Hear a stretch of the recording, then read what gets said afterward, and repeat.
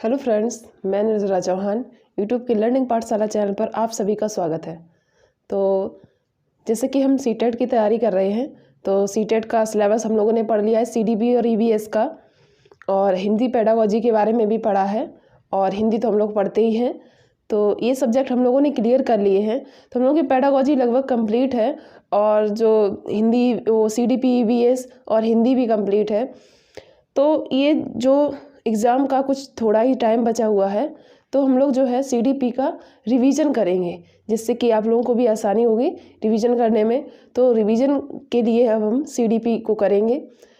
तो आप लोग वीडियो में कमेंट में बताएं कि आप लोगों को वीडियो कैसी लगती है। वीडियो को लाइक करें, शेयर करें और चैनल को सब्सक्राइब ज़रूर करें और बेल आइकन दबाएं, जिससे कि आप लोगों के पास नोटिफिकेशन पहुंच जाए।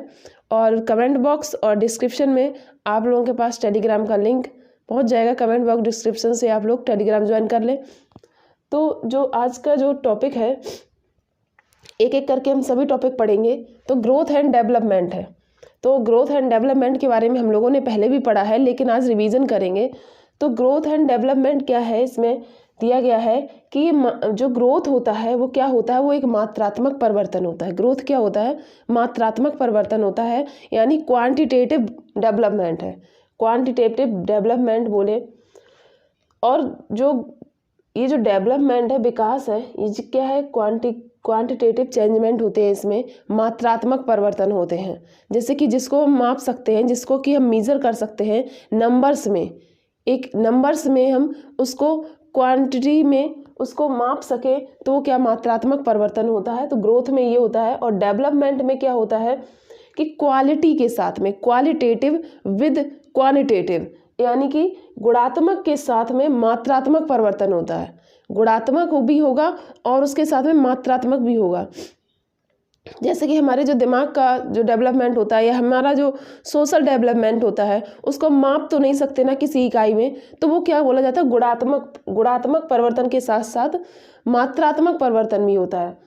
फिर है जो ये जो ग्रोथ है, ये सीमित होता है। ग्रोथ जैसे हमारी जो हाइट है, वेट है, एक कोई सीमा तक मतलब बढ़ेगा कि उसको माप सकें, वो एक सीमित होता है। हमेशा नहीं बढ़ती रहती है हाइट, कुछ समय के बाद रुक जाती है। जो शारीरिक जो डेवलपमेंट होते हैं, जो शारीरिक परिवर्तन होते हैं, वो एक समय बाद रुक जाते हैं। लेकिन ये जो डेवलपमेंट है, जो विकास है, ये क्या है, सतत चलता है। कैसे चलता है, सतत चलता है, ये जीवन पर्यंत चलता है। यानी इसको कहते हैं कि गर्भ से कब्र तक चलता है, बॉम्ब टू टोम्ब चलता है। तो उसके बाद में है ग्रोथ में कि ये शारीरिक परिवर्तन होता है।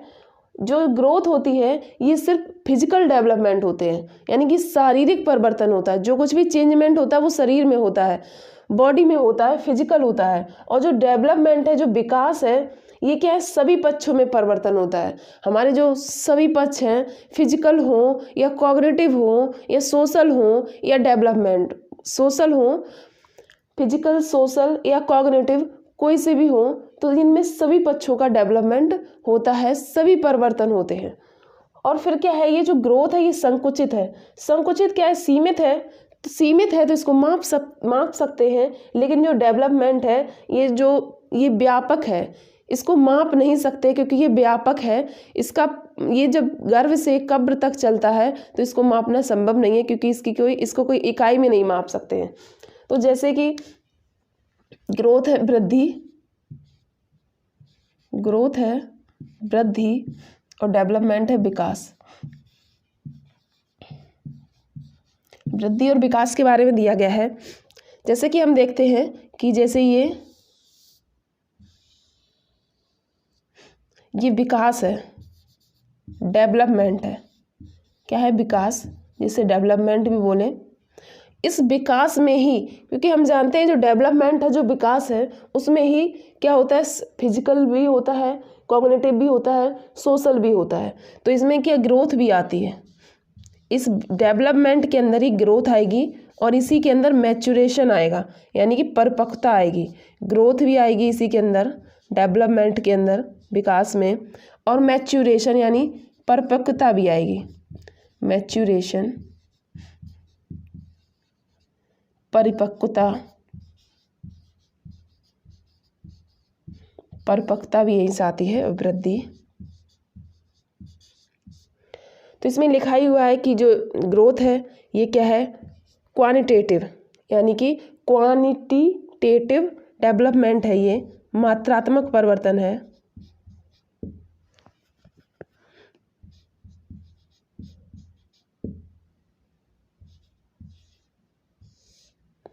और ये क्या है, qualitative with quantitative.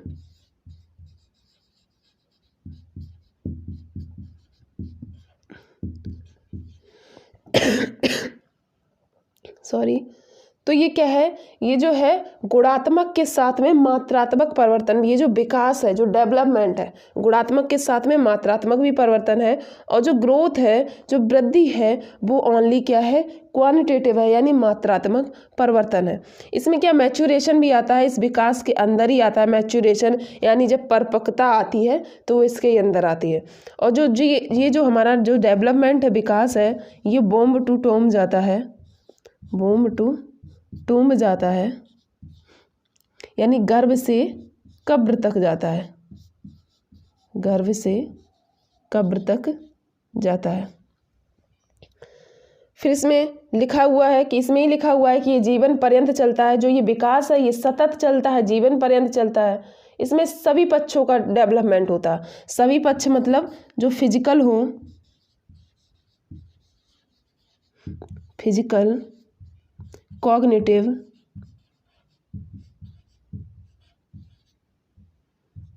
Social, emotional. Physical शारीरिक, कॉग्निटिव संज्ञानात्मक, और जो ये सोशल है सामाजिक, इमोशनल संवेगात्मक। तो इसमें सभी पक्षों का डेवलपमेंट होता है, सभी पक्षों में परिवर्तन होता है, यानी जो विकास है, जो डेवलपमेंट है, उसमें सभी पक्षों का परिवर्तन होता है। लेकिन ये जो वृद्धि है, इसमें सिर्फ फिजिकल चेंजमेंट होता है, फिजिकल परिवर्तन होता है, फिजिकल होता है। और मैच्योरेशन तो है ही परिपक्वता, जो कि समाज से आती है, मैच्योरेशन उससे आती है। और जो ये जो डेवलपमेंट है, डेवलपमेंट ये ट्विंस में भी अलग अलग होता है। जैसे ट्विंस जो होते हैं उनमें भी ये अलग अलग होता है, उसका IQ कुछ और होगा, उसका थोड़ा बहुत कुछ और होगा। और जो सोशल डेवलपमेंट है वो भी कुछ अलग अलग होगा। अगर इनको अलग अलग परिवेश में रखा जाए तो इनमें और भी ज़्यादा अधिक परिवर्तन पाया जाता है। तो जो डेवलपमेंट है ये जो ट्विंस में भी अलग अलग होता है, समाज में ये अलग रखे जाए तो इनका अलग होता है। तो ये है ग्रोथ एंड डेवलपमेंट के बारे में इतना। फिर उसके बाद में है कि विकास के 4 प्रकार हैं, विकास के 4 प्रकार हैं।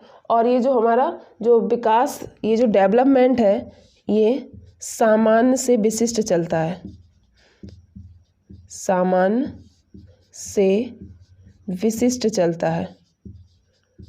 ऑप्शन में कभी कभी पूछते हैं ये क्या मतलब सामान्य से विशिष्ट या विशिष्ट से सामान्य चलता है।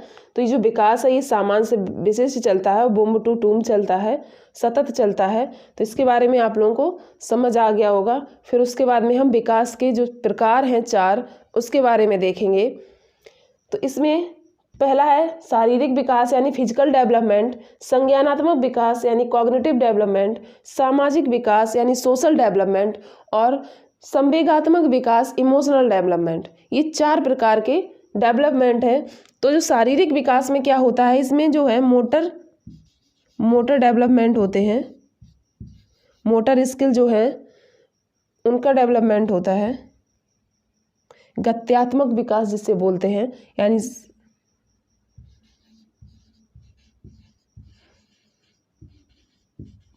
Motor development. तो मोटर डेवलपमेंट क्या होता है, ये ग्रॉस टू फाइन जाता है,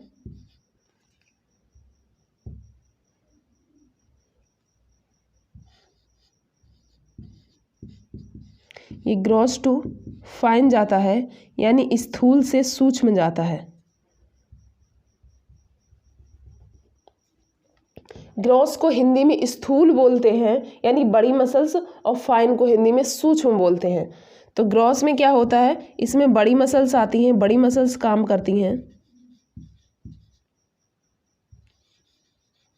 और इसमें क्या होता है, छोटी मसल्स।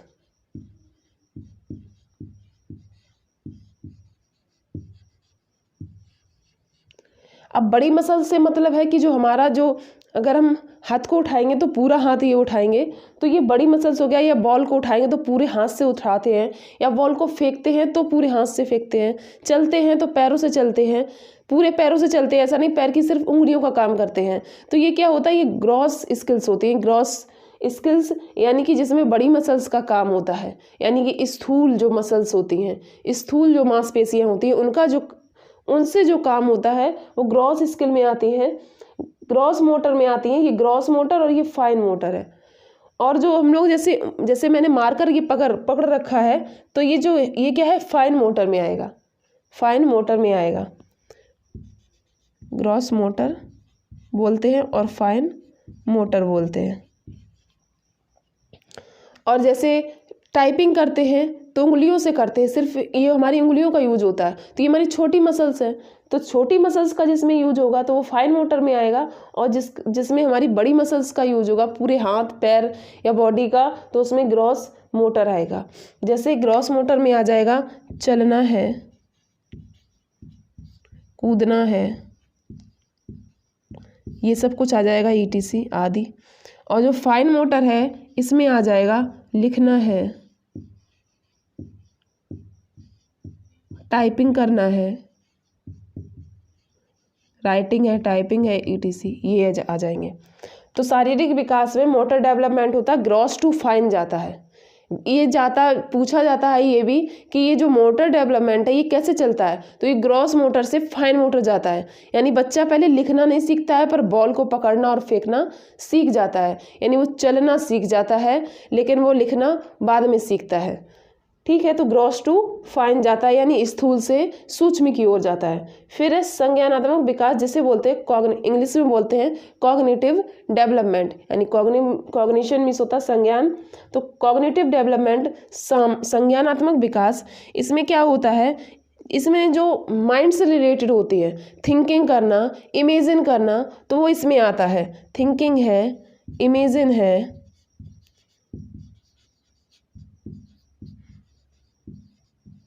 थिंकिंग, इमेजिन, तो इसमें ये आता है। संज्ञानात्मक विकास में क्या आएगा, ये माइंड से रिलेटेड होता है, तो थिंकिंग करना, इमेजिन करना, ये आता है। फिर इसमें क्या होगा कि इसमें जो ब्रेन की है 2 पार्ट होते हैं, ये माइंड से रिलेटेड है, तो जैसे ये हमारा ब्रेन है, ये हमारा ब्रेन है, इसके 2 पार्ट होते हैं, एक लेफ्ट पार्ट, एक राइट पार्ट। तो राइट पार्ट में क्या होती है, क्रिएटिविटी होती है। जिसका राइट पार्ट ज़्यादा एक्टिव होता है वो क्रिएटिव होते हैं, नई नई चीज़ों को बनाने में, नई चीज़ें सीखने में वो क्रिएटिव होते हैं। और जो जिसके माइंड का लेफ्ट पार्ट ज़्यादा एक्टिव होता है, तो उसका क्या होता है, वो लैंग्वेज में अच्छे होते हैं, लैंग्वेज में अच्छे होते हैं। लैंग्वेज मतलब किसी सब्जेक्ट में, जैसे मैथ है और हिस्ट्री है, इसमें सब में अच्छे होना, इन सब्जेक्ट्स में लैंग्वेज में अच्छे होते हैं। तो ये है संज्ञानात्मक विकास कि ब्रेन के 2 पार्ट होते हैं, लेफ्ट और राइट। लेफ्ट में लैंग्वेज आती है और राइट में क्रिएटिविटी आती है। और संज्ञानात्मक विकास में आप लोग माइंड से रिलेटेड जानते ही हैं कि इसमें थिंकिंग और इमेजिन आदि आते हैं।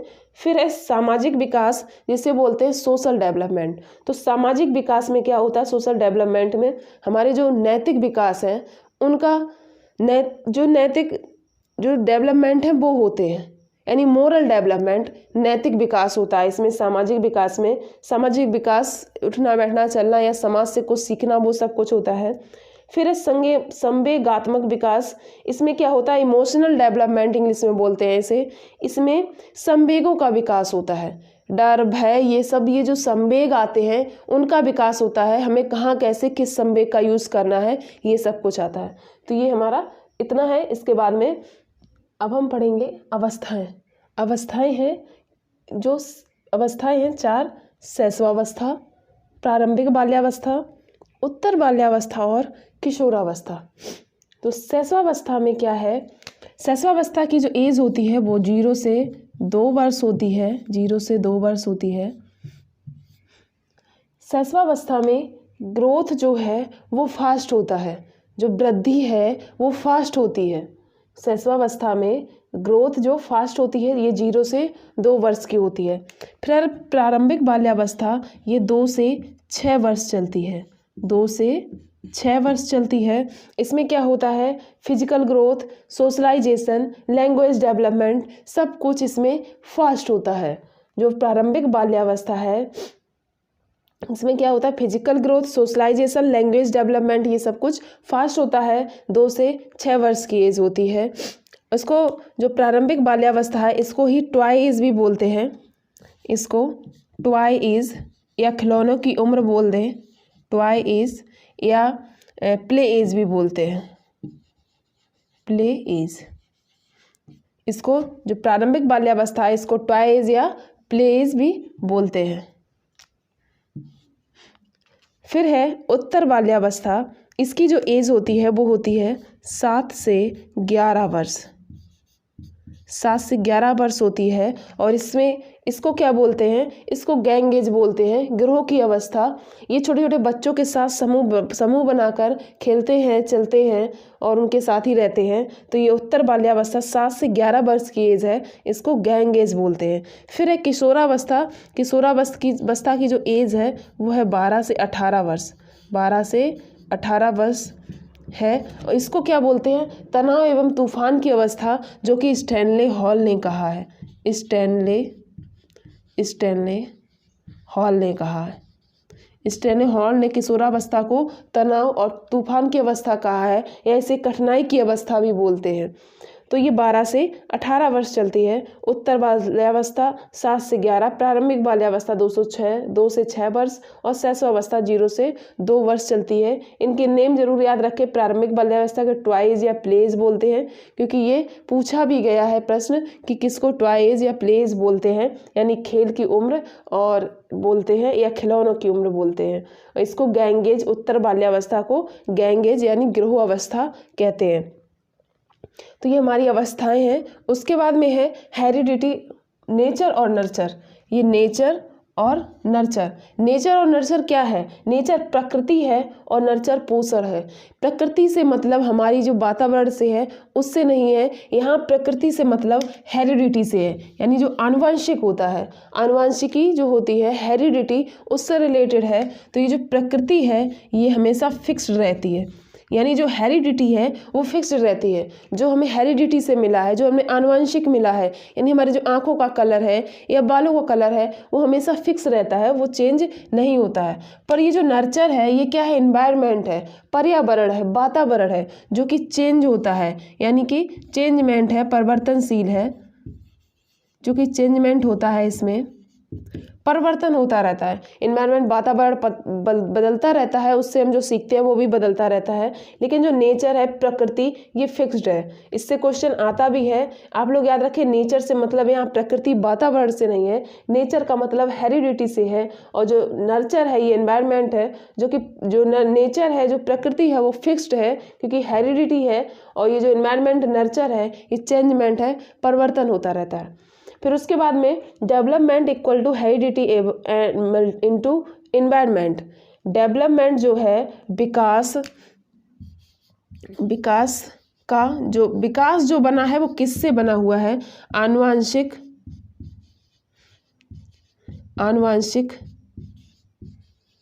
इनटू वातावरण।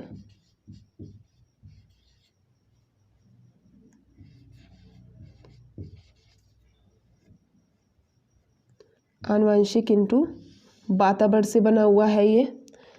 तो यहाँ पर जो development equal to heredity plus environment भी लिख कर आता है, तो ऐसा नहीं है, हेरिडिटी इनटू एनवायरनमेंट है। तो हमारा यही फॉर्मूला है डेवलपमेंट का। इसके बाद में जीन पियाजे है, पियाजेट, जिसे पियाजे हम लोग बोलते हैं।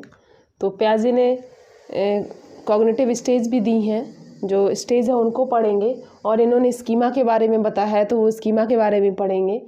तो पियाजे क्या कहते हैं, पियाजे के बारे में जानते हैं। तो पियाजे कहते हैं कि जो बच्चे हैं वो एक एक्टिव बिल्डर है, यानी सक्रिय निर्माता है। वो खुद से बनाते हैं, खुद से बनाकर तब फिर सीखते हैं, यानी एक्टिव बिल्डर है। ऐसा नहीं है कि टीचर सिर्फ उनमें भरे और बच्चे चुपचाप बैठे रहें। ऐसा नहीं है, वो एक्टिव बिल्डर है, सक्रिय निर्माता है, स्वयं से करके सीखते हैं। और जब वो स्कूल आते हैं तो अपने साथ कुछ ज्ञान लेकर आते हैं, सिर्फ उस ज्ञान को निखारने की ज़रूरत है। इन्होंने ये कहा है कि शिक्षक द्वारा उस ज्ञान को बाहर लाने की ज़रूरत है, उनके पास ज्ञान होता है। तो इन्होंने बच्चों को एक्टिव बिल्डर कहा है। फिर उन्होंने कहा है जो बच्चे हैं वो नन्हे वैज्ञानिक हैं, यानी कि स्मॉल साइंटिस्ट हैं, यानी नन्हे वैज्ञानिक हैं। फिर है कि ये जो एक्टिविटी से समझ का निर्माण करते हैं, वो जो अपनी समझ का जब निर्माण करते हैं तो एक्टिविटी से करते हैं, सक्रिय होकर खुद से करेंगे तब फिर सीखेंगे। फिर है कि जो मैक्सिमम समझ है, पियाजे ने कहा है कि जो मैक्सिमम समझ है वो 14 से 15 वर्ष तक आ जाती है। इन्होंने कहा है कि जो 14 से 15 वर्ष की जो एज होती है, इस तक जो समझ है वो पूरी हो जाती है, लगभग मैक्सिमम ज़्यादा से ज़्यादा समझ 14 से 15 वर्ष तक आ जाती है। फिर है कि जो हेरिडिटी को महत्व देते हैं, ये पियाजे जो है आनुवंशिकी को महत्व देते हैं, हेरिडिटी को महत्व देते हैं। फिर उसके बाद में ये इन्होंने जो कहा है बच्चों के बारे में वो है, उसके बाद में इन्होंने स्कीमा दिया है। स्कीमा क्या होता है? ये एक मेंटल स्ट्रक्चर होता है। जो कुछ भी हमारे दिमाग में जो कुछ भी है, जो कुछ भी हम पढ़ रहे हैं या जो कुछ भी है माइंड में, जो मेंटल स्ट्रक्चर जो बना हुआ है वो स्कीमा है। वो क्या है? स्कीमा है। तो स्कीमा कैसे काम करता है इन्होंने वो बताया है। स्कीमा में एसिमिलेशन होता है, इक्विलिब्रेशन होता है, न्यू सिचुएशन होती है, डिसइक्विलिब्रियम होता है, एकोमोडेशन होता है। तो इसमें एसिमिलेशन से मतलब है आत्मसात करना। यानी जब हम छोटे होते हैं तो हमें कुछ भी नहीं पता होता कि बिल्ली है या कुत्ता है या गाय है, क्या है। तो सबसे पहले हमें ये बताया जाता है कि जैसे हमें बताया गया कि ये क्या है, ये बिल्ली है, ठीक है। इसके बारे में बताया गया कि ये कैट है। तो वो चीज़ हमारी किस में आएगी? जब हमने न्यू थिंग ऐड की है, हमने ये न्यू थिंग इसमें ऐड की है, न्यू थिंग ऐड की है। कहाँ पर ऐड की है? एसिमिलेशन, आत्मसात किया है। तो हमने एक न्यू थिंग ऐड की है, हमने देखा तो हमें बताया गया कि ये बिल्ली है। हमने इसको अपने माइंड में या बच्चे ने इसको माइंड में ऐड कर लिया कि ये बिल्ली है। उसके बाद में आता है इक्विलिब्रेशन। फिर उसने बैलेंस बना लिया कि हाँ ये ऐसी ही बिल्ली होती है, मुझे ऐसी चीज़ जब जहाँ दिखेगी तो मैं उसको बिल्ली समझूंगा। इसकी पूंछ होती है तो ऐसे उसने बिल्ली का अपने माइंड में स्कीमा बना लिया, उसे वहाँ पे ऐड कर लिया और बैलेंस भी कर लिया कि मुझे ऐसी चीज़ जब मिलेगी तो मुझे ये बिल्ली कहना है इसको। फिर उसके बाद में आती है न्यू सिचुएशन। अब न्यू सिचुएशन में क्या होता है? अब उसने पहले तो बिल्ली देखी थी, लेकिन अब उसने क्या देखा है? कुत्ता देखा है। अब उसने क्या देखा है? न्यू सिचुएशन जब उसके सामने आई तो उसने क्या देखा? कुत्ता देखा, डॉग। और उसने कहा कि इसके भी पूंछ है, और जो उस दिन बताया गया था बिल्ली के बारे में कि उसकी भी पूंछ होती है, तो कुत्ते की भी पूंछ है। तो वो यही समझ रहा है कि ये भी बिल्ली है, तो उसने कुत्ते को बिल्ली बोला। लेकिन फिर उसका क्या हुआ? डिसबैलेंस हुआ उसे, कि जब उसे ये बताया गया कि ये बिल्ली नहीं है, ये कुत्ता है, तो उसका क्या हुआ? डिसबैलेंस हुआ। अब उसने सोचा कि इसके भी पूंछ थी, इसके भी पूंछ है, फिर वो बिल्ली और ये कुत्ता क्यों है? तो डिसबैलेंस हुआ। फिर उसके बाद में एकोमोडेशन का मतलब एडजस्ट है। फिर उसे बताया गया कि नहीं, ये इसकी पूंछ दोनों के होती है, पर ऐसे ऐसे ये बिल्ली होती है और ऐसे कुत्ता होता है। फिर उसने उसको एडजस्ट किया तो एकोमोडेशन होगा। तो फिर ये ऐसे स्कीमा काम करता है। ये जीन पियाजे ने बताया है कि जो स्कीमा है मेंटल स्ट्रक्चर है, जिसे कहते हैं मेंटल स्ट्रक्चर को ही स्कीमा कहते हैं। तो स्कीमा हमारा ऐसे काम करता है, एसिमिलेशन होता है, आत्मसात करना, इक्विलिब्रेशन होता है, बैलेंस करना। फिर न्यू सिचुएशन आती है, यानी न्यू सिचुएशन नई चीज़ आती है। फिर डिसइक्विलिब्रियम होता है, यानी कि डिसबैलेंस होता है। फिर उसके बाद में एकोमोडेशन होता है, यानी एडजस्ट करना होता है। तो उसके बाद में ये स्कीमा के बारे में है। फिर इन्होंने स्टेजेस दिए हैं, स्टेजेस ऑफ कॉग्निटिव डेवलपमेंट। इन्होंने संज्ञानात्मक विकास के चरण दिए हैं। जो 4 चरण हैं संज्ञानात्मक विकास के। नंबर 1 है sensory motor stage. Sensory motor stage. Second है preoperational stage. Sensory motor stage को हिंदी में गत्यात्मक या इंद्रियगामक अवस्था कहते हैं। फिर है प्री ऑपरेशनल स्टेज, इसको पूर्व संक्रियात्मक अवस्था कहते हैं। फिर है कॉन्क्रीट ऑपरेशनल स्टेज, इसको मूर्त संक्रियात्मक अवस्था कहते हैं। फिर है फॉर्मल ऑपरेशनल स्टेज, इसको औपचारिक या अमूर्त संक्रियात्मक अवस्था कहते हैं। तो सबसे पहले हम देखते हैं सेंसरी मोटर स्टेज, गत्यात्मक या इंद्रियगामक अवस्था क्या है। तो ये जो सेंसरी मोटर स्टेज है ये 0 से 2 वर्ष चलती है। कितनी चलती है? 0 से 2 वर्ष तक चलती है। इसमें क्या होता है? वस्तु स्थायित्व होता है। जैसे बच्चा जब छोटा होता है, 0 से 2 वर्ष की एज है, तो जब 0 का होगा या 1 महीने का होगा, 2 महीने का होगा, तब उसमें वस्तु स्थायित्व तब नहीं होता है। लेकिन 2 वर्ष के आते आते उसमें वस्तु स्थायित्व आ जाता है। तो वस्तु स्थायित्व का मतलब है out of mind, out of side, out of mind और आउट ऑफ साइड। इसका मतलब है कि जब वो 1 महीने का, 2 महीने का या 0 का है, तो उसके सामने जैसे कोई चीज़ ले जाएंगे और उसको सामने से हटा लो तो उससे कोई फर्क नहीं पड़ता है। और फिर उसके बाद में जब वो 1.5 साल का, 2 साल का होता जाता है तो उसमें ये वस्तु स्थायित्व आ जाता है। अगर वो खिलौना खेल रहा है और उसके हाथ से छीन लो तो फिर वो रोता है। अगर वो उसके सामने नहीं आएगा तो फिर वो रोता है। तो ये पहले तो नहीं होती है, पहले जब 1-2 महीने में, लेकिन फिर उसके बाद में धीमे धीमे वस्तु स्थायित्व आने लगता है, यानी out of mind, out of side. फिर इसको अनुकरण की अवस्था भी कहते हैं। 1 साल, 1.5 साल, 2 साल का जब बच्चा होता है तो घर में जैसे कोई कुछ काम करता है तो वो उसको कॉपी करता है, उसके जैसा ही करेगा। या कोई जैसे बैग टांग के जाता है तो उसकी नकल करता है, अनुकरण करता है। तो वो इसी स्टेज में होता है, सेंसरी मोटर स्टेज में। फिर सेंसेस आर टीचर, उसका जो टीचर होता है उसके सेंस ही होते हैं। सेंस जो हाथ पैरों से जो कुछ भी वो करता है उसके वो ही सिखाते हैं उसे। मतलब कि सेंस से, मतलब उसे भूख लगी है तो वो रोएगा, उसके सेंस ही उसे सिखाते हैं सब कुछ। तो ये हमारा सेंसरी मोटर था कि अनुकरण की अवस्था भी सेंसरी मोटर स्टेज को कहते हैं और वस्तु स्थायित्व भी इसी में आ जाता है। फिर हमारी सेकेंड स्टेज है प्री ऑपरेशनल स्टेज, जिसे पूर्व संक्रियात्मक अवस्था कहते हैं। इसकी जो एज है वो है 2 से 7 वर्ष। कितनी है? 2 से 7 वर्ष। इसमें क्या होता है कि इसमें लॉजिक, रिवर्सिबिलिटी की कमी होती है। लॉजिक मतलब तर्क नहीं कर पाते हैं, किसी चीज़ के बारे में मतलब सोच नहीं पाते हैं, किसी से तर्क वितर्क नहीं कर पाते हैं। और रिवर्सिबिलिटी का मतलब है जैसे कि 2 ग्लास लिए जाएं, एक चौड़ा ग्लास हो और एक पतला हो, पर दोनों की क्वांटिटी सेम हो, मतलब दोनों में बराबर 200 ग्राम उसमें भी पानी आता है, 200 ग्राम उसमें भी आता है। तो लेकिन अगर उससे बड़े गिलास का पानी, अगर चौड़े जो गिलास में पानी डाल दिया जाए वो छोटा है पर चौड़ा है, तो उन्हें ये नहीं पता होगा कि दोनों में बराबर है। वो ये कहेंगे जो लंबा वाला गिलास था उसमें पानी ज़्यादा था। तो ये रिवर्सिबिलिटी होती है। इनमें लॉजिक और रिवर्सिबिलिटी की कमी होती है। कब? प्री ऑपरेशनल स्टेज में लॉजिक और रिवर्सिबिलिटी की कमी होती है। फिर है निर्जीव को सजीव मानना। ये निर्जीव को सजीव मानते हैं। बाद में जो 2 से 6 वर्ष की उम्र है, बाद में इनमें धीमे धीमे आने लगता है कि ये निर्जीव सजीव को थोड़ा बहुत जानने लगते हैं कि इसको चोट लगती है या नहीं लगती है।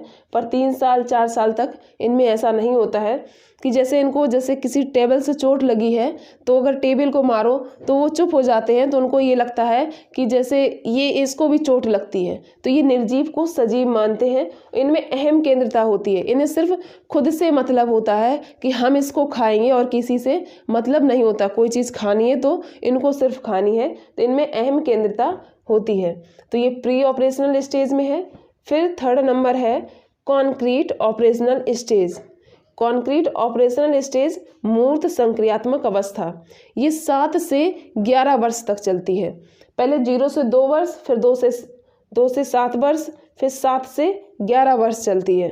तो 7 से 11 वर्ष चलती है ये। इसमें क्या होता है? लॉजिक, क्लासिफिकेशन, रिवर्सिबिलिटी, सीरिएशन, ये सभी आ जाता है इनमें। इन सभी को ये कर लेते हैं, यानी तर्क करने की क्षमता भी आ जाती है। और क्लासिफिकेशन मतलब कि ये छोटा है, ये बड़ा है, इसमें ज़्यादा आएगा, इसमें कम आएगा, ये चीज़ ये क्लासिफिकेशन करने लगते हैं। तो रिवर्सिबिलिटी भी यही है जो बताया था अभी कि किसमें ये चीज़ समझने लगते हैं कि गिलास बड़ा हो या छोटा हो पर क्वांटिटी सेम है तो ये दोनों बराबर हैं, ये चीज़ जानने लगते हैं। फिर सीरिएशन मतलब आरोही अवरोही क्रम में किसी को लगाना, ये सब चीज़ें इनमें आ जाती हैं। लॉजिक, क्लासिफिकेशन, रिवर्सिबिलिटी और सीरिएशन, इन सब को ये कर लेते हैं, ये सब आ जाता है। और ये मूर्त विचार भी कर लेते हैं, मतलब कोई चीज़ जब सामने है, मूर्त का मतलब उसके बारे में विचार कर लेते हैं। तो ये है कॉन्क्रीट ऑपरेशनल स्टेज। उसके बाद में 4th number formal operational stage, यानी फॉर्मल ऑपरेशनल स्टेज इसको बोलते हैं औपचारिक संक्रियात्मक अवस्था। क्या बोलते हैं? औपचारिक या अमूर्त भी बोल देते हैं, अमूर्त संक्रियात्मक अवस्था। इसकी एज जो होती है 11 से ऊपर होती है, 11 से जो बाद की एज है वो ऑपरेशनल स्टेज है फॉर्मल। इसमें क्या होता है कि ये जो अमूर्त चिंतन कर लेते हैं, अमूर्त चिंतन यानी जो चीज़ हमारे सामने नहीं है उसके बारे में चिंतन करना, परिकल्पनात्मक चिंतन यानी परिकल्पना करना। ये हमारे जीन पियाजे के बारे में ये टॉपिक है। इसके बाद हम लेव वागोस्की पढ़ेंगे। अब पियाजे के बाद है लेव वागोस्की, लेव एस वागोस्की।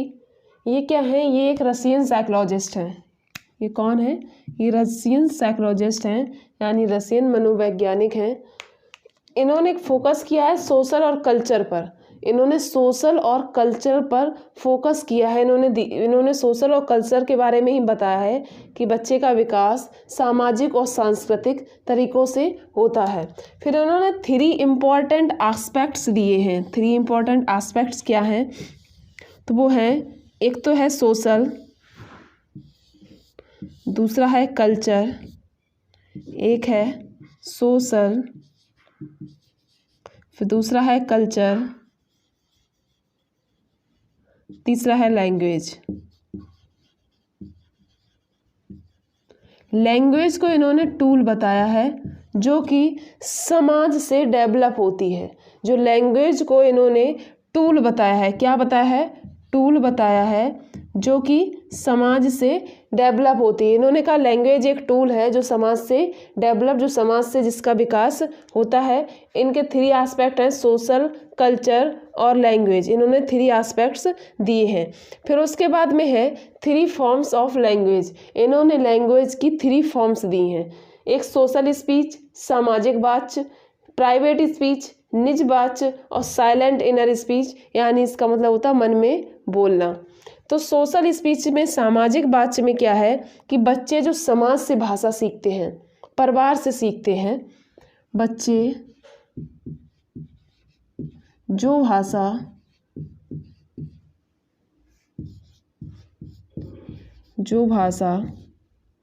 परिवार व समाज से सीखते हैं,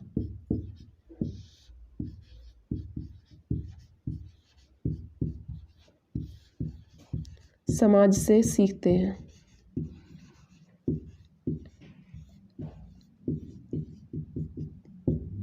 तो समाज व परिवार से जो भाषा सीखते हैं, जैसे परिवार में जो लोग जैसे बोलते रहते हैं खाना दे दो या पानी दे दो, तो वो भी बोलने लगते हैं, खाना और पानी मांगने लगते हैं। तो वो ही क्या होती है? सोशल स्पीच होती है। बच्चे जो परिवार से वो समाज से सीखते हैं। फिर उसके बाद में प्राइवेट स्पीच, जिसे निज वाच्य बोलते हैं। ये प्राइवेट स्पीच बहुत ज़्यादा पूछा जाता है। जिसे निज वाच्य बोलते हैं, इससे क्वेश्चन जरूर पूछा जाता है। तो इसमें प्राइवेट स्पीच में, निज वाच्य में होता है खुद से बात करना, यानी खुद से बात करना। खुद से बात करना, खुद से बात करने का मतलब है बच्चा खेलते समय या पढ़ते समय, खेलते या पढ़ते समय जब भी वो मतलब ऐसे बात करता है, जैसे उसने कोई खिलौना ले रखा है और उसके मतलब पुर्जे अलग अलग हैं, तो वो धीमे धीमे बोल कर करेगा कि इसको पहिए को यहाँ पे जोड़ दूँ। अपने आप से बात कर रहा है कि इसको यहाँ पे उठा के यहाँ पे रख दूँ। तो ये क्या होती है? ये प्राइवेट स्पीच होती है, जिसे निज वाच्य बोलते हैं। या वो पढ़ रहा होता है तो खुद से बात करेगा कि इसको यहाँ, मतलब कि 2 + 2 4 होते हैं, तो खुद से मन में नहीं, मतलब थोड़ा सा धीमे बोलकर खुद से बात करना प्राइवेट स्पीच में आता है, जिसको निज वाच्य बोलते हैं। इस प्राइवेट वाच्य, इसको जो प्राइवेट स्पीच है, निज वाच्य है, इसको प्राइवेट स्पीच को इन्होंने, लेव वागोस्की ने निज वाच्य कहा है और पियाजे ने इसे अहम केंद्रित वाक्य कहा है, अहम केंद्रित वाच्य बोला है। तो प्राइवेट स्पीच। उसके बाद में साइलेंट इनर स्पीच, यानी मन में बोलना। मन में बोलना मतलब मन में बात करना। तो मन में बात करने का मतलब है थिंकिंग। जब मन में बात करते हैं, कोई भी बात बाहर ना निकले, हम अंदर ही मतलब कि माइंड में ही सोचें, उसको बोलें माइंड में ही कि मुझे वहाँ जाना है या नहीं जाना है, तो ये तो थिंकिंग हो जाती है। तो मन में बात करना इसमें आता है साइलेंट इनर स्पीच में। तो लेव वागोस्की ने ये 3 फॉर्म्स ऑफ लैंग्वेज यानी लैंग्वेज के 3 फॉर्म्स दिए हैं, सोशल स्पीच, प्राइवेट स्पीच और साइलेंट इनर स्पीच। उसके बाद में है इन्होंने दिया है ZPD, स्कैफोल्डिंग और MQ। इस ZPD क्या है? जोन ऑफ प्रॉक्सिमल डेवलपमेंट, यानी संभावित विकास किसी हेल्प से। मतलब जो विकास है, जैसे कि साइकिल चलाना सीख रहे हैं, साइकिल चलाना तो पहले साइकिल किसी की हेल्प से सीखेंगे, कोई सहारा देगा। तो जो हम मतलब कि जो विकास किसी की हेल्प से हो वो ZPD है, जोन ऑफ प्रॉक्सिमल डेवलपमेंट। उसके बाद में सहारा क्या है? जो सहारा मिल रहा है हमें वो क्या है? स्कैफोल्डिंग। जो सहारा मिल रहा है वो स्कैफोल्डिंग है। और MKO मोर नॉलेजेबल अदर, और जो सहारा दे रहा है वो क्या है? मोर नॉलेजेबल अदर, यानी हमसे ज़्यादा जानने वाला, सिखाने वाला जो है वो है मोर नॉलेजेबल अदर। तो सिखाने वाला जो है उसे हमसे ज़्यादा ज्ञान होना चाहिए, बाद बाकी इससे फ़र्क नहीं पड़ता है कि वो हमसे छोटा है या बड़ा है। तो इसमें क्या होता है कि जो पहले इसने सहारा दिया, जो सिखाने वाला है वो सिखा रहा है पहले, फिर उसके बाद में जो हमें हेल्प मिल रही है, जो हेल्प है वो स्कैफोल्डिंग है। फिर उसके बाद में जो संभावित विकास हुआ है उसकी हेल्प से, जैसे साइकिल चलाना सीख रहे हैं तो हमसे ज़्यादा जानता है साइकिल चलाना, जो सिखा रहा है। फिर उसके बाद में जो वो साइकिल को पकड़े हुए है वो प्रोसेस जो है वो क्या है? स्कैफोल्डिंग है। उसके बाद में जो ZPD है ये संभावित विकास है, यानी अब हम अपने आप से चलाने लगे, किसी की सहारे से वो साइकिल चलाने लगे तो वो संभावित विकास हो गया, ZPD हो गया। ठीक है, तो ये लेव वागोस्की के बारे में है। अब इसके बाद में कोहलबर्ग है। लेव वागोस्की के बाद में है कोहलबर्ग ने जो विकास के सिद्धांत दिए हैं, नैतिक विकास का सिद्धांत, तो कोहलबर्ग के बारे में पढ़ेंगे। तो कोहलबर्ग का नैतिक विकास का सिद्धांत है कोहलबर्ग मोरल डेवलपमेंट। ये इन्होंने जो इनकी जो शिष्या थी कैरल गिलिगन, ये शिष्या थी इन्हीं की, कोहलबर्ग की। इन्होंने इनकी थ्योरी को जेंडर बायस्ड थ्योरी बताया है, जेंडर बायस्ड थ्योरी बताया है, क्योंकि इन्होंने सिर्फ अपने सैंपल में मेल सैंपल ही लिए थे, फीमेल सैंपल नहीं लिए थे। इन्होंने जो शोध किया, ये जो सैंपल लिया था इनमें सिर्फ मेल थे। इन्होंने जो डिलेमा के बारे में पूछा उनमें से सिर्फ जो मेल थे उनसे ही पूछा, कोई फीमेल नहीं थी। इसीलिए इनकी जो शिष्या हैं कैरल गिलिगन, इन्होंने इनकी थ्योरी को जेंडर बायस्ड थ्योरी बताया है, तो इसलिए इनकी थ्योरी को जेंडर बायस्ड थ्योरी कहा जाता है। फिर उसके बाद में है कि 2 टाइप ऑफ मोरलिटी, इन्होंने 2 टाइप बताई है मोरलिटी की, यानी कि नैतिकता की 2 टाइप बताई हैं। एक है मोरल रीजनिंग, दूसरी है मोरल डिलेमा। मोरल रीजनिंग को नैतिक तर्कड़ा और मोरल डिलेमा को नैतिक दुविधा बोलते हैं। तो मोरल रीजनिंग क्या है कि मोरल डिसीजन के लिए जो लॉजिक लगाते हैं, जब हम कोई नैतिक डिसीजन लेते हैं यानी मोरल डिसीजन लेते हैं, अच्छा डिसीजन जिसे मोरल बोलते हैं, मोरल डिसीजन लेते हैं, तो उसमें जो लॉजिक लगाते हैं, मतलब कि जो लॉजिक लगा रहे हैं कि इनमें से एक डिसीजन लेना है, तो जो लॉजिक लगा रहे हैं वही क्या है? मोरल रीजनिंग है, यानी नैतिक तर्कड़ा है। फिर है मोरल डिलेमा। तो मोरल डिलेमा क्या है? नैतिक दुविधा, यानी कि जब जो 2 मोरल चीज़ें हों, 2 मोरलिटी हों कि ये भी अच्छा और मतलब कि अच्छा का मतलब कि हमारे लिए ये भी, अगर जैसे कि कहीं पे कोई दवाई की ज़रूरत है, जैसे इसमें हिंज डिलेमा की जो स्टोरी दी गई है, जो हिंज डिलेमा है, हिंज डिलेमा स्टोरी दी गई है, इसमें इनकी जो वाइफ है वो बीमार होती हैं, तो उसको जो उसकी दवाई होती है वो बहुत ही महंगी होती है। तो वो मेडिकल पे जाता है तो दवाई मांगता है, तो उसके पास उतने पैसे नहीं होते हैं, तो अगर वो चोरी करेगा तो उसे पुलिस पकड़ेगी, अगर वो दवाई नहीं लेगा तो उसकी वाइफ मर जाएगी। तो उसे 2 मोरल चीज़ें हैं, ये 2 मोरलिटी हैं, इनमें से एक को चूज करना है, तो वही क्या होती है? मोरल डिलेमा, यानी नैतिक दुविधा, जिसमें दुविधा होती है कि ये दोनों चीज़ें, अगर वो चोरी कर रहा है तो भी दिक्कत है उसको और नहीं कर रहा है तो भी, तो उनमें से एक को चुनना उसके लिए क्या है? मोरल डिलेमा, यानी नैतिक दुविधा है। तो हिंज डिलेमा की कहानी के अनुसार ही जो है इन्होंने जो सुनाई बच्चों को, उसके बाद में उनसे जो पूछा तो उन्होंने जो कोलबर्ग है इन्होंने 6 स्टेज दी हैं, मोरलिटी की 6 स्टेज और 3 लेवल दिए हैं। लेवल 3 हैं पर स्टेज जो है वो 6 हैं। ये चीज़ पूछी जाती है, आप लोग ध्यान रखें, लेवल 3 है और स्टेज 6 हैं। तो ए जो स्टेज है इनकी है प्री कन्वेंशनल लेवल, यानी कि प्री कन्वेंशनल लेवल, इसको पूर्व परंपरागत स्तर कहते हैं। बी है कन्वेंशनल लेवल जिसे परंपरागत स्तर कहते हैं। सी है पोस्ट कन्वेंशनल लेवल यानी कि उत्तर परंपरागत स्तर। इन सभी में 2-2 स्टेज दी गई हैं, इसलिए 6 स्टेज हैं, 6 स्टेज हैं, 3 लेवल हैं। तो प्री कन्वेंशनल लेवल पूर्व परंपरागत स्तर जिसकी एज जो बताई गई है 4 से 10 वर्ष बताई गई है। इसमें जो स्टेज 1 है उसमें कहा गया है, स्टेज 1 और स्टेज 2 है। स्टेज 1 में है कि दंड से बचने के लिए अच्छा काम करें, मतलब कि इसमें जो बच्चों से उन्होंने पूछे प्रश्न तो उन्होंने ये कहा था कि जैसे अगर चोरी करेंगे तो दंड मिलेगा, तो हमें चोरी नहीं करनी चाहिए, उन्होंने ये बात बताई। फिर है स्टेज 2 टिट फॉर टैट, बदले की भावना, यानी इसमें जो बच्चा है वो क्या करता है कि उसमें जो बताता है कि उसने दवाई नहीं दी है, मतलब कि हमें अपनी बदले की भावना लेनी है, अगर किसी ने हमें मारा है तो हम उसे भी मारेंगे, यानी दवाई उसने नहीं दी तो हमें दवाई ले लेनी चाहिए, इसमें ये कहता है। फिर है B conventional level. Conventional level की जो एज है परंपरागत स्तर की 10 से 13 वर्ष है। इसमें 3rd स्टेज और 4th स्टेज आती हैं। तो 3rd स्टेज में है good boy and good girl, यानी ये लोग ऐसे काम करते हैं, इसमें इस स्टेज में बताया गया है कि हम अच्छे बने रहें, अच्छा लड़का और अच्छी लड़की का मतलब है कि हम ऐसे काम करें जिससे हम सबकी नज़रों में अच्छे बने रहें, भले ही नुकसान हो पर अच्छे बने रहें। फिर स्टेज 4 है कि सोसाइटी के अनुसार मोरलिटी, यानी इसमें मतलब समाज के अनुसार नैतिक कार्य करना, समाज जिसको अच्छा बोले उस नैतिक कार्य को करना। फिर सी है पोस्ट कन्वेंशनल लेवल, ये 13 से ऊपर की उम्र है। इसमें क्या होता है, इसको हिंदी में उत्तर परंपरागत स्तर बोलते हैं। स्टेज 5 और स्टेज 6 आती है।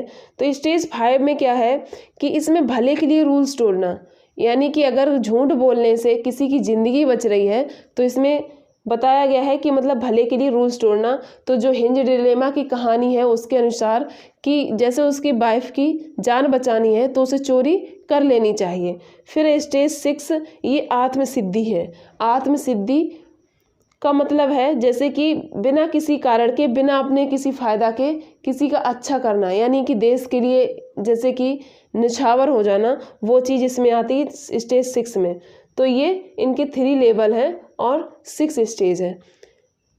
इसके बाद में हम लोग सतत और व्यापक मूल्यांकन पढ़ेंगे। फिर है सतत एवं व्यापक मूल्यांकन, जिसे इंग्लिश में कॉन्टिन्यूअस एंड कम्प्रिहेंसिव इवैल्यूएशन बोलते हैं, CC और E। CCE continuous comprehensive evaluation, सतत एवं व्यापक मूल्यांकन 2009 में ये आया था। तो इसके बारे में है कि सतत और व्यापक मूल्यांकन का अर्थ है छात्रों के विद्यालय आधारित मूल्यांकन की प्रणाली जिसमें विकास के सभी पक्ष शामिल हों। सतत और व्यापक मूल्यांकन में ये है कि जो विद्यालय आधारित जो मूल्यांकन प्रणाली है वो बच्चों की जो प्रणाली है मूल्यांकन आधारित, उसमें सभी पक्ष शामिल हों उनके।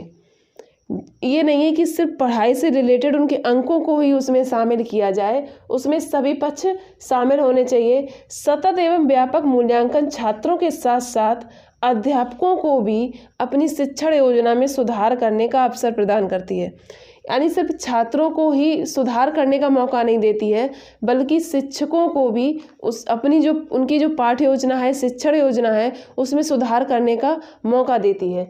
जैसे इसमें 2 असेसमेंट हैं, फॉर्मेटिव असेसमेंट और समेटिव असेसमेंट, FA और SA।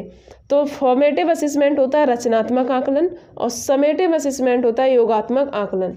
तो अधिगम के दौरान जो आकलन होता है, मतलब जैसे हम पढ़ रहे हैं थोड़ा सा टॉपिक पढ़ा, उसके बाद में उससे क्वेश्चन पूछे जाएं, ऐसे करके जो अध्ययन के दौरान जो आकलन होता है वो फॉर्मेटिव असेसमेंट होता है, रचनात्मक आकलन। और जो योगात्मक आकलन है ये एक पाठ्यक्रम के बाद होता है, एक इकाई या एक पाठ्यक्रम के बाद होता है, वो समेटिव असेसमेंट होता है, योगात्मक आकलन जिसे कहते हैं। तो सतत और व्यापक मूल्यांकन में यही है, CCE जिसे बोलते हैं, कि सभी पक्षों का मूल्यांकन हो, किसी एक पक्ष का मूल्यांकन ना हो, सभी पक्षों का मूल्यांकन हो। और इसमें जो छात्र हैं, छात्र के साथ साथ जो शिक्षक हैं उनकी पाठ्य योजना और शिक्षण योजना में सुधार करने का मौका मिलता है। तो ये सतत और व्यापक मूल्यांकन हुआ। उसके बाद में जेंडर और सेक्स के बारे में बताया गया है। इन दोनों का ही हिंदी मतलब जो है लिंग होता है, इसलिए कभी कभी जो हिंदी में जो एग्ज़ाम आता है, हिंदी इंग्लिश दो में आता है, तो उसमें सिर्फ लिंग ही लिखा होता है। तो आप लोग इंग्लिश में एक बार देख लेंगे कि जेंडर और इस सेक्स को दोनों को लिंग ही बोलेंगे। कभी कभी जेंडर लिख के आता है, पर कभी कभी लिंग लिख के आता है। इंग्लिश में ये सेक्स और जेंडर दो चीज़ें लिख के आती हैं, पर हिंदी में लिंग। तो आप लोग इसको इंग्लिश में देख लें। जो सोशल कंस्ट्रक्ट है वो जेंडर है। जेंडर क्या है? सोशल कंस्ट्रक्ट है। जैसे कि बताया गया कि जैसे कि घर के काम महिलाएं करेंगी, बाहर के जो पुरुष हैं वो करेंगे, तो ये जेंडर है। ये क्या है? जेंडर है, यानी सोशल कंस्ट्रक्ट है, समाज के द्वारा ये बनाया गया। तो जेंडर सोशल कंस्ट्रक्ट में आता है। और जो सेक्स है वो बायोलॉजिकल कंस्ट्रक्ट में आता है, कि जो जैसे बच्चों को जन्म सिर्फ महिलाएं ही देती हैं, तो ये बायोलॉजिकल कंस्ट्रक्ट होगा। उसके बाद में 3 टाइप हैं जेंडर के। जेंडर स्टीरियोटाइपिंग है, जेंडर बायस है और जेंडर पैरिटी है। जेंडर स्टीरियोटाइपिंग जो है इसे रूढ़िबद्धता बोलते हैं, और जेंडर बायस जो है इसे पक्षपात कहते हैं, और जेंडर पैरिटी जो है उसे लैंग्वेज में जेंडर फ्री वर्ड बोलना उसे कहते हैं। तो जेंडर स्टीरियोटाइपिंग क्या है? जेंडर स्टीरियोटाइपिंग यानी इसे जो रूढ़िबद्धता कहते हैं, ये क्या है? तो रूढ़िबद्धता वही है जो कि जैसे कि महिलाएं घर के काम करेंगी, पुरुष बाहर के करेंगे, या नौकरी सिर्फ महिलाएं कर सकती हैं, ऐसी ये सब चीज़ें रूढ़िबद्धता में आती है। या सिर्फ गुड़िया से लड़कियां ही खेल सकती हैं, लड़के नहीं खेल सकते हैं, तो ये चीज़ जेंडर स्टीरियोटाइपिंग में आती है। फिर उसके बाद में जेंडर बायस है, पक्षपात। तो इसमें क्या होता है कि सिर्फ लड़की या लड़के के लिए नहीं है, दोनों तरफ से होता है।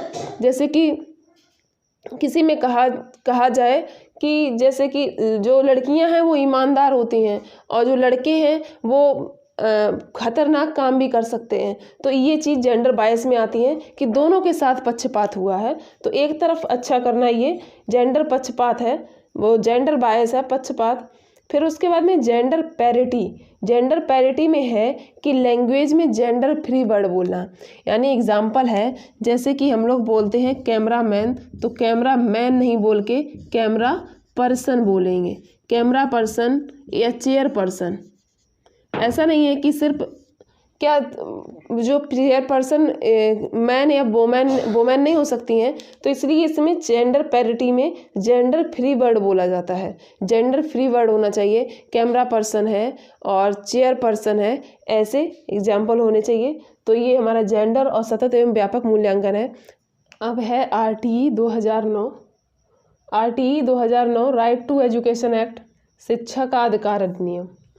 इसमें है कि ये 2009 में आया था, लेकिन ये लागू जो हुआ था 1 अप्रैल 2010 को लागू हुआ था। RTE 2009 right to education act, इसको हिंदी में शिक्षा का अधिकार अधिनियम कहते हैं। ये 2009 में आया था, पर 1 अप्रैल 2010 को लागू हुआ था। इसमें क्या है कि 86वें संविधान संशोधन द्वारा आर्टिकल 21A में बताया गया है, जो 86वां संविधान संशोधन है उसमें आर्टिकल 21A में बताया गया है कि 6 से 14 वर्ष के बच्चों को स्कूल जाना निःशुल्क और अनिवार्य है। 6 से 14 वर्ष के बच्चों को जो स्कूल जाना निःशुल्क है और अनिवार्य है। उसके बाद में है कि जो बच्चे डिसेबल्ड हैं, यानी जिनमें कोई विकार है, शारीरिक विकार है या मानसिक है, जो बच्चे डिसेबल्ड हैं उन्हें 6 से 18 वर्ष तक निःशुल्क और अनिवार्य शिक्षा है। 6 से 18 वर्ष तक निःशुल्क और अनिवार्य शिक्षा दी जाएगी। फिर उसके बाद में है कि जो 1 सप्ताह में लेसन प्लान भी, जो 1 वीक में जो हमारे आवर होते हैं, जो वर्किंग आवर हैं 1 वीक में, वो 45 आवर हैं। कितने? 45 आवर 1 वीक में, 1 सप्ताह में। उसमें क्या है, लेसन प्लान भी शामिल है। जो लेसन प्लान बनाया जाता है वो 45 आवर्स में ही शामिल है 1 वीक में। उसके बाद में है कि वर्किंग डेज 1 to 5 200 डेज हैं और 6 to 8 220 डेज हैं। यानी जो ईयर की बात की गई है 365 डेज होते हैं ईयर में, तो वर्किंग डेज 1 to 5 यानी प्राइमरी लेवल पर 200 डेज हैं और जो 6 to 8 है जूनियर लेवल पर 220 डेज हैं। उसके बाद में स्टडी आवर्स दिए गए हैं 1 to 5 800 आवर्स और जो 6 to 8 है उसमें 1000 आवर्स। फिर रेशियो दिया गया है स्टूडेंट और टीचर का, तो स्टूडेंट और टीचर का रेशियो बताया गया 1 to 5, मतलब 30 बच्चे होंगे तो एक शिक्षक होगा। स्टूडेंट 30 और टीचर 1, तो 30 रेशियो 1 to 5 में जो स्टूडेंट और टीचर का रेशियो है वो है 30 रेशियो 1 और 6 to 8 में जो है वो है 35 रेशियो 1, 35 स्टूडेंट्स और 1 टीचर। फिर महत्वपूर्ण तथ्य हैं कुछ कि बच्चों को शारीरिक मानसिक किसी भी तरह का दंड नहीं दिया जाएगा और ना ही उनके एडमिशन के लिए कोई टेस्ट लिया जाएगा, ना ही कोई शुल्क लिया जाएगा। और जो टीचर हैं वो प्राइवेट ट्यूशन के लिए नहीं कह सकते, ना ही प्राइवेट ट्यूशन पढ़ा सकते हैं। तो ये आरटीई के बारे में है। उसके बाद में एनसीएफ के बारे में हम लोग पढ़ेंगे। अब इसमें है एनसीएफ 2005 के बारे में पढ़ेंगे। आप लोग इस वीडियो को लाइक और शेयर ज़रूर करें। तो एनसीएफ 2005 के बारे में है कि ये जो 4 बार आया एनसीएफ, एक आया था 1975 में, फिर एक आया 1988 में, 2000 में और 2005 में, जो कि ये 2005 वाला हम लोग पढ़ रहे हैं कि 4th एनसीएफ है, 4th बार आया था, ये 4th टाइम में एनसीएफ आया था। तो एनसीएफ 2005 का मतलब है शिक्षा बिना बोझ की होनी चाहिए। शिक्षा क्या हो, बिना बोझ की हो। इसमें दिया गया है कि सीखना रियल लाइफ से यूज में हो, यानी कि सीखना जो है वो रियल लाइफ के यूज में आए, ऐसा सिखाएं जो कि रियल लाइफ में जो यूज में आए। फिर है कि ओनली स्कूल में ही नहीं, स्कूल से बाहर भी सीखना है। केवल स्कूल में ही नहीं सीखना होता है, स्कूल के बाहर भी सीखना है। फिर है कि एग्ज़ाम को फ्लेक्सिबल बनाना है। एग्ज़ाम को भय नहीं बनाना है कि एग्ज़ाम आ रहे हैं तो उसके अंदर भय क्रिएट हो, उनको फ्लेक्सिबल और लचीला बनाना है। करिकुलम एक्टिविटी विद बनाना है। जो भी कार्य करवाएं उसे एक्टिविटी के साथ करवाएं, उनसे स्वयं बच्चों से करवाएं। फिर है कि स्वयं से सीखें और बच्चे स्वयं से सीखें, स्वयं करके सीखें। तो ये एनसीएफ 2005 के बारे में है। ये 4th एनसीएफ था 2005 वाला। उससे पहले ये 1975, 88 और 2000 आए थे। तो एनसीएफ का मतलब है शिक्षा बिना बोझ की। सोशलाइजेशन में क्या है, सोशलाइजेशन की जो एजेंसी है वो है family, media, peer, neighbourhood, etc. ये क्या है, ये एजेंसी है। सोशलाइजेशन कहाँ कहाँ से होता है, समाजीकरण कहाँ कहाँ से होता है, ये एजेंसी है। तो इसकी 2 एजेंसी हैं, एक प्राइमरी एजेंसी, दूसरी सेकेंडरी एजेंसी। तो प्राइमरी एजेंसी को एक्टिव कहते हैं और जो सेकेंडरी एजेंसी होती है वो पैसिव होती है, यानी सक्रिय और निष्क्रिय। तो प्राइमरी एजेंसी में फैमिली और सेकेंडरी एजेंसी में स्कूल आता है। हमेशा ऑप्शन में अगर प्राइमरी एजेंसी पूछी गई है, जिस ऑप्शन में फैमिली होगी तो वो वाली सही होगी, और अगर सेकेंडरी एजेंसी पूछी गई है तो जिसमें स्कूल होगा वो सही होगा। कभी भी सेकेंडरी फैमिली नहीं हो सकती है और ना ही प्राइमरी स्कूल हो सकती है। तो ये सोशलाइजेशन है। फिर उसके बाद में गिफ्टेड चिल्ड्रन के बारे में, प्रतिभाशाली जो बच्चे होते हैं इनका आईक्यू जो होता है 120 प्लस या 40 प्लस, 140 प्लस होता है। और ये बच्चे जिज्ञासु यानी क्यूरियस होते हैं, जिज्ञासु होते हैं, जानने की इच्छा रखते हैं, नई नई चीज़ें जानने की इच्छा रखते हैं, और मेमोरी इनकी अच्छी होती है, और क्रिएटिव होते हैं, नया करने की सोचते हैं, ये क्रिएटिव होते हैं। और जो एक चलाया गया था कि बिल्डिंग एज और लर्निंग एड, ये बिल्डिंग एज और लर्निंग एड क्या है, ये बिल्डिंग एज और लर्निंग एड जो है ये जो दीवारों पर स्कूल में लिखकर बच्चों को सिखाए जाने की बात कही गई है। जो टेबल हैं या काउंटिंग है, ये सब कुछ दीवार पे लिखे हुए होते हैं और स्कूल के बाहर भी लिखे हुए होते हैं, तो वही बिल्डिंग एज और लर्निंग एड है। अब है इंक्लूसिव स्कूल, वो प्रोग्रेसिव स्कूल, लैब स्कूल और इंक्लूसिव एजुकेशन। तो प्रोग्रेसिव स्कूल या प्रोग्रेसिव एजुकेशन, जिसे लैब स्कूल भी बोलते हैं, ये प्रगतिशील शिक्षा है। इसे प्रोग्रेसिव एजुकेशन बोले या स्कूल बोले या प्रोग्रेसिव और या लैब स्कूल बोले। तो इसको जो दिया है वो जॉन डीवी ने दिया है 1896 में। जॉन डीवी ने ही शिक्षा को त्रिध्रुवीय बताया है, जबकि जॉन एडम्स शिक्षा को द्विध्रुवीय बताते हैं। शिक्षक और शिक्षार्थी सिर्फ आते हैं, लेकिन जो जॉन डीवी हैं ये शिक्षा को त्रिध्रुवीय बताते हैं, शिक्षक, शिक्षार्थी और पाठ्यक्रम। तो ये आप लोग याद रखें कि जॉन एडम्स जो है वो द्विध्रुवीय बताते हैं और जो जॉन डीवी हैं ये त्रिध्रुवीय बताते हैं। तो प्रोग्रेसिव स्कूल या एजुकेशन में यही कहा गया है कि लर्निंग बाय डूइंग हो, यानी कि करके सीखना हो, और problem solving and critical thinking हो, उनमें ऐसी शिक्षा दी जाए। जो प्रोग्रेसिव एजुकेशन के लिए कहा गया है कि ये ऐसी शिक्षा हो जिससे कि वो क्रिटिकल थिंकिंग कर सकें और प्रॉब्लम को सॉल्व कर सकें। फिर है लाइफ लॉन्ग लर्निंग हो, इनकी ऐसी लर्निंग हो कि इनके जीवन पर्यंत चले, ये जीवन में कोई भी सिचुएशन आए तो उसको सॉल्व कर पाएँ, ऐसी शिक्षा हो। फिर है इनके जो सोशल स्किल्स हैं, सामाजिक जो स्किल्स हैं वो डेवलप हों, ऐसी शिक्षा हो। और D emphasis on text book, इन्होंने कहा है जो किताबी कीड़े वाली बात जो है, सिर्फ किताब से सीखना, उसको इन्होंने हतोत्साहित किया है, यानी इसको अच्छा नहीं माना है। तो ये प्रोग्रेसिव स्कूल या एजुकेशन के बारे में, जिसे लैब स्कूल भी कहते हैं। फिर इसके बाद में है इंक्लूसिव एजुकेशन। इंक्लूसिव एजुकेशन समावेशी शिक्षा, यानी सबको एक जैसी शिक्षा देना। इसमें इसको अच्छा एजुकेशन बताया गया है, गुड एजुकेशन। बच्चे की नीड का ध्यान दें।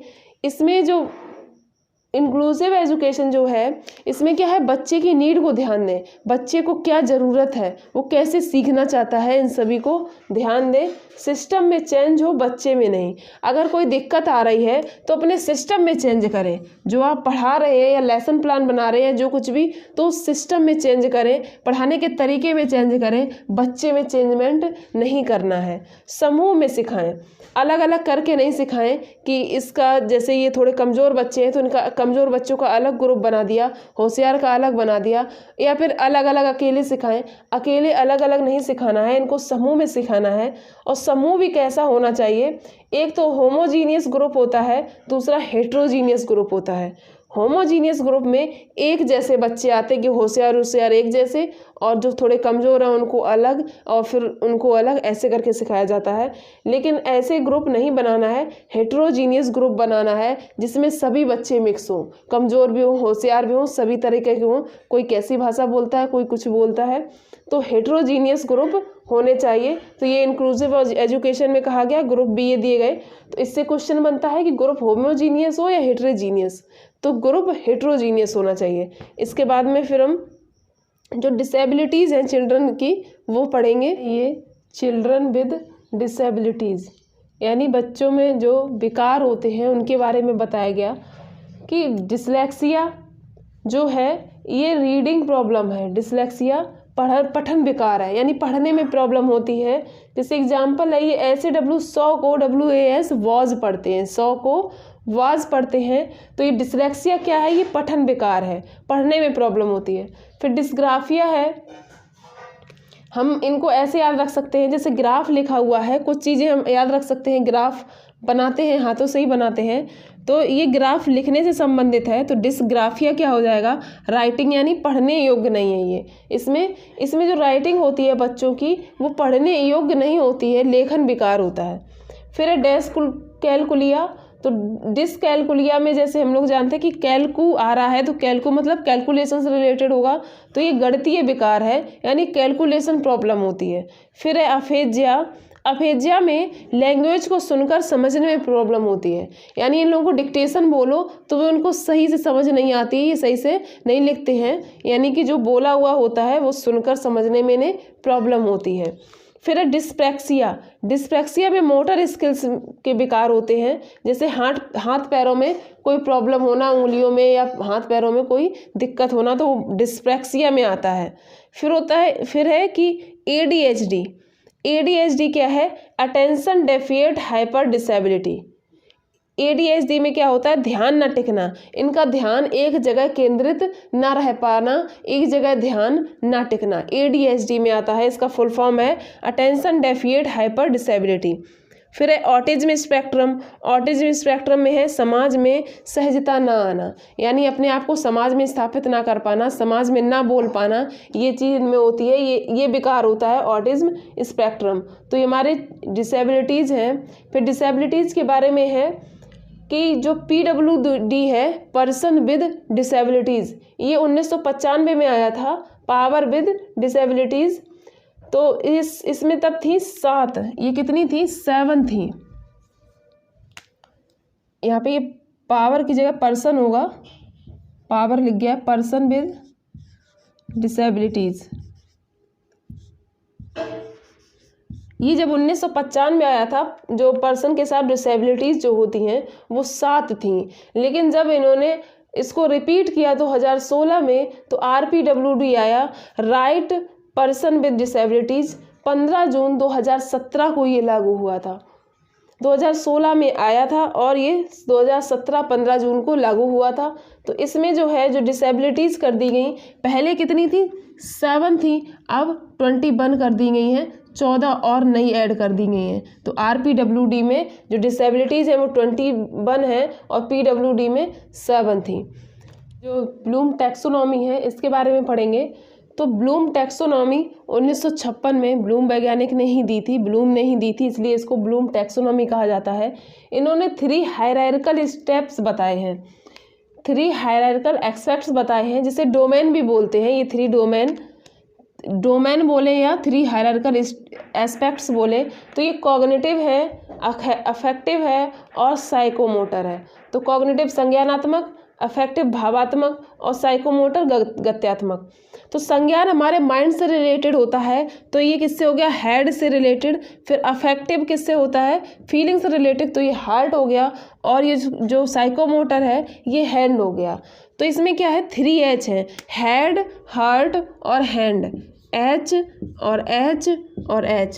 तो इसको 3H मॉडल भी बोलते हैं, 3H मॉडल भी बोलते हैं, 3H मॉडल, क्योंकि ये जो माइंड से रिलेटेड है तो माइंड हेड में होता है, कॉग्निटिव, तो H ये हो गया। फिर अफेक्टिव फीलिंग से है, फीलिंग हार्ट से आती है, तो ये H हो गया।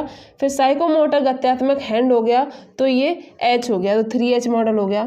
फिर उसके बाद में ये जो कॉग्निटिव के बारे में अलग वैज्ञानिक ने दिए हैं, अफेक्टिव के बारे में अलग और साइकोमोटर के लिए अलग। तो हमारे लिए सिर्फ ये कॉग्निटिव वाला ज़रूरी है जो कि ब्लूम ने दिया है। तो ये जो डोमेन है, जो कॉग्निटिव जो डोमेन है, ये कौन सा डोमेन है, कॉग्निटिव है, जो 1956 में ब्लूम ने दिया है, उसके बारे में पढ़ेंगे। 1956 में ब्लूम ने नाउन में दिया था, इवैल्यूएशन है, सिंथेसिस, एनालाइसिस, एप्लीकेशन, कंप्रिहेंशन और नॉलेज, मतलब जो सीखते हैं उसके बारे में दिया था इन्होंने। 1956 में नाउन में दिया था। फिर 2001 में इन्होंने वर्ब में चेंज किया, creating, evaluating, analysing, applying, understanding और रिमेम्बरिंग। अब जो चल रही है वो हमारी ये चल रही है कि पहले क्रिएटिंग होगा, जजमेंट करेंगे, किसी चीज़ को जजमेंट करेंगे। फिर इवेल्युएटिंग है, संश्लेषण। फिर एनालाइजिंग, एनालाइज करेंगे, विश्लेषण करेंगे, उसका क्या करेंगे, विश्लेषण करेंगे। अप्लाइंग मतलब अप्लाई करेंगे। और अंडरस्टैंडिंग समझना। और रिमेम्बरिंग रिसीव करना, रिसीव करेंगे उसको। तो ये जो इवैल्यूएशन है ये इसमें यहाँ पर हो गया है, और जो सिंथेसिस ये क्रिएटिंग में चेंज होकर ऊपर हो गया है। इनके जो स्थान है वो चेंज हो गए हैं।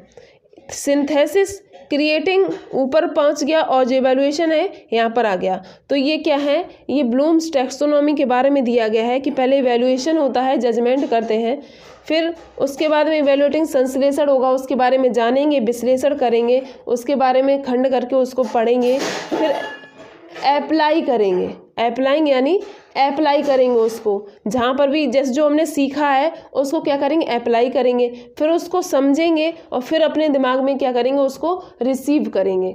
तो ये डोमेन थे कॉग्निटिव के जो ब्लूम ने दिए हैं, ब्लूम टैक्सोनॉमी है जो 1956 में आई थी। ये जो चार्ट जो 1956 में आया था ये नाउन में था और 2001 में ये वर्ब में आया हुआ है। तो ब्लूम टैक्सोनॉमी है ये, इनके 3 डोमेन एस्पेक्ट्स हैं, हायरार्किकल एस्पेक्ट बोले या डोमेन, कॉग्निटिव, अफेक्टिव और साइकोमोटर, इनको याद रखें, इन्होंने ये दिया है। फिर है लैंग्वेज डेवलपमेंट के बारे में। जो लैंग्वेज डेवलपमेंट है अर्ली चाइल्डहुड यानी पूर्व बाल्यावस्था 2 से 6 वर्ष में फास्ट होता है। ये कैसे होता है? फास्ट होता है। फिर LAD जो लैंग्वेज एक्विजिशन डिवाइस है, LAD इसका फुल फॉर्म क्या है? LAD का लैंग्वेज एक्विजिशन डिवाइस यानी कि भाषा अर्जित करने वाला जो यंत्र।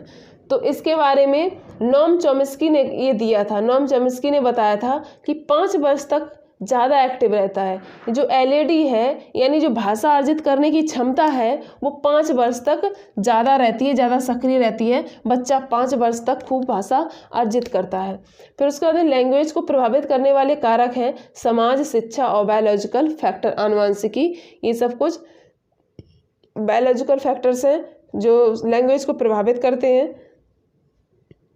फिर जो प्रोफेसर स्मिथ है इन्होंने बताया है कि 1 वर्ष में बच्चा 3 वर्ड्स और 2 वर्ष में 272 वर्ड्स, 5 वर्ष में 2072 वर्ड्स, इतने वर्ड्स बोलने लगता है। आप लोग जो सीरीज़ है ये जो वीडियो है इसको लाइक और शेयर ज़रूर करें। तो अब हमारे हैं ये जो स्टेजेस ऑफ लैंग्वेज एक्विजिशन का मतलब होता है अर्जित करना, यानी कि भाषा अर्जित करने की जो स्टेज है वो दी गई हैं। पहली एक क्विंग 1 to 5 मंथ्स में होती है। जैसे बच्चा का, चा, ता ऐसे बोलता है तो वो क्विंग होता है 1 to 5 मंथ्स में। फिर बैबलिंग, ये अबाउट 6 मंथ में आती है, मतलब सिंगल सिलेबल वर्ड पा, का ऐसे करके जो बोलता है तो वो बैबलिंग होती है अबाउट 6 मंथ में। फिर 1 वर्ड स्टेज अबाउट 1 ईयर में पापा, चाचा वो ऐसे कहने लगता है। फिर आता है 4th स्टेज है 2 वर्ड स्टेज, इसमें भी अबाउट 18 मंथ्स में होता है। 18 मंथ्स में वो थोड़े पापा चाचा से थोड़े से बड़े से शब्द बोलने लगता है। फिर 5th में लॉन्गर अटरेंसेस जो कि 2 से 4 वर्ष की होती है, इसमें छोटे छोटे वाक्य बोलने लगता है। तो ये है स्टेजेस ऑफ लैंग्वेज एक्विजिशंस। फिर है लैंग्वेज एंड थॉट के बारे में कि पियाजे और वाइगोस्की ने क्या कहा है लैंग्वेज और थॉट के बारे में। तो पियाजे कहते हैं विचार पहले आता है फिर भाषा आती है, लेकिन वाइगोस्की कहते हैं विचार और भाषा साथ साथ चलते हैं। जो पियाजे हैं वो कहते हैं कि जो भाषा है वो बाद में आती है, विचार पहले आते हैं, लेकिन जो वाइगोस्की हैं वो कहते हैं कि विचार और भाषा साथ साथ चलते हैं। फिर अहम केंद्रित भाषा को, जो अहम केंद्रित भाषा है उसको जो पियाजे हैं उन्होंने महत्वपूर्ण नहीं माना है, पर वाइगोस्की ने, लेव वाइगोस्की ने निजवाक, जिसको पियाजे अहम केंद्रित कहते हैं उसको ही वाइगोस्की निजवाक्य बोलते हैं, उसको इन्होंने महत्वपूर्ण माना है। फिर संज्ञानात्मक विकास में भाषा जरूरी नहीं है। पियाजे ने कहा है कि जो संज्ञानात्मक विकास है उसमें भाषा जरूरी नहीं है, पर वाइगोस्की ने इसको जरूरी माना है। फिर उसके बाद में लैंग्वेज स्किल्स हैं, 4 हैं हमारी लैंग्वेज स्किल्स दी गई हैं LSRW, ये इसी क्रम में चलती हैं। पहले लिसनिंग होता है, फिर स्पीकिंग होता है, फिर रीडिंग होता है, फिर राइटिंग होता है। लिसनिंग सुनना, स्पीकिंग बोलना, रीडिंग पढ़ना, राइटिंग लिखना। तो पहले सुनना आता है, फिर बोलना आता है, फिर रीडिंग यानी पढ़ना आता है, फिर लिखना आता है। तो ये इसी क्रम में चलती हैं LSRW। जो हमारी लिसनिंग और रीडिंग जो स्किल्स हैं वो ग्राम्यात्मक कौशल हैं, यानी परसेप्टिव स्किल्स हैं और पैसिव हैं। ये पूछा जाता है कि जो लिसनिंग और रीडिंग है ये ग्राम्यात्मक परसेप्टिव स्किल्स यानी पैसिव हैं, निष्क्रिय रहती हैं ये। और जो स्पीकिंग और राइटिंग है ये उत्पादनात्मक कौशल हैं या अभिव्यक्त्यात्मक कौशल भी करते हैं, क्योंकि इसके द्वारा ही, स्पीकिंग और राइटिंग के द्वारा ही हम अपने आप को अव्यक्त करते हैं। हम बोल रहे हैं तो अव्यक्त कर रहे हैं, या यहाँ पर लिखा हुआ है लिखकर अव्यक्त किया है। तो स्पीकिंग और राइटिंग उत्पादनात्मक और अव्यक्त्यात्मक कौशल हैं, एक्सप्रेशन स्किल्स होते हैं और ये एक्टिव रहते हैं, इसको सक्रिय होते हैं। उसके बाद मोटिवेशन के बारे में दिया गया है कि मोटिवेशन जो है अभिप्रेरणा, हिंदी में से क्या बोलते हैं? अभिप्रेरणा, अभिप्रेरणा। तो बाह्य प्रेरणा और आंतरिक अभिप्रेरणा। तो आंतरिक अभिप्रेरणा क्या होती है कि जैसे कोई कार्य करें तो हमारी जो इंटरेस्ट है उस पर काम करें, मतलब इंटरेस्ट के अनुसार काम करें। मतलब कि कोई कार्य कर रहे हैं तो कर तो पैसे के लिए सभी करते हैं, लेकिन जो मेन मोटिव है वो इंटरेस्ट होना चाहिए। तो इंटरेस्ट से अगर कर रहे हैं तो वो आंतरिक प्रेरणा है। और अगर कोई बाह्य प्रेरणा है, जैसे कि मनी है या मार्क्स है, अगर हमारा मेन मोटिव मनी और मार्क्स है तो ये बाह्य प्रेरणा है। तो ये हमने जो CDP का रिवीजन किया ये आधा हो गया है हमारा, तो आधा ये पार्ट है। इसके बाद में जो बचे हुए हैं टॉपिक वो अगली वीडियो में करेंगे। 2 वीडियो में हमारा ये जो रिवीजन है ये कंप्लीट हो जाएगा। आप लोग वीडियो के कमेंट में बताएं आप लोगों को वीडियो कैसी लगी और कैसा समझ में आया आप लोगों को। वीडियो को लाइक करें, शेयर करें और चैनल को सब्सक्राइब भी करें और बेल आइकन दबाएं जिससे नोटिफिकेशन पहुंच जाए। और कमेंट बॉक्स और डिस्क्रिप्शन में आपको टेलीग्राम का लिंक मिल जाएगा, तो आप लोग उस पर जाकर टेलीग्राम भी ज्वाइन करें। बहुत बहुत धन्यवाद।